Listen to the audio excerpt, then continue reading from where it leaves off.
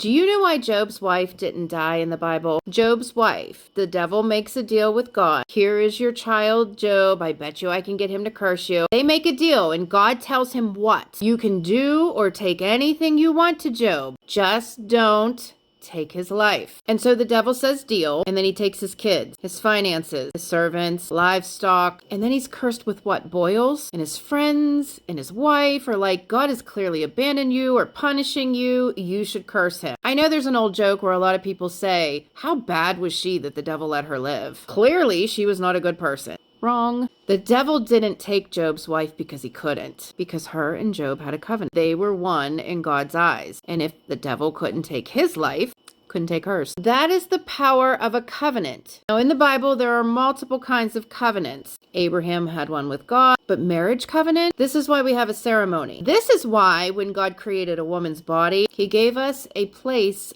that has a piece of skin. And when the marriage is consummated, it bleeds. That in itself is a blood covenant. How crazy is that? Well, I learned how big of a deal covenants are when I had a friend get married. See, this friend had a history of being obsessed with witches, like all the things, reading about witches, the Salem witch trial, and then they went to church, gave their life to the Lord. They had conviction, and then they met somebody and they fell in love. Now, this person was not a believer, but they were not an atheist. Let's just say they were agnostic. So what happened? Well, they got married, and within a month, this person went back to being obsessed. Slightly. The conviction was gone. And I remember asking God, like, what's that all about? And God said, that's the power of a covenant. When we get married to somebody, we have joined 3 strings. Yours, theirs, and God. Cord of 3 strands is not easily broken. God now sees you as one. And you come together and you are physically, spiritually, emotionally bonded. It's not that you lose free will, but if you are not spiritually mature or in a place for battling, you can believe that when you come into covenant with somebody,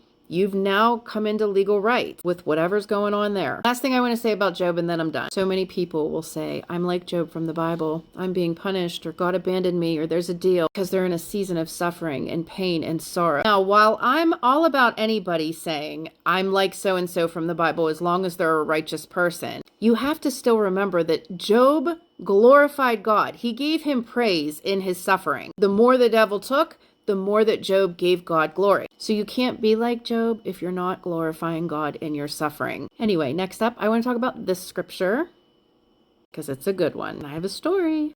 I'll be back later with more, guys. I love you all, and I'll see you soon.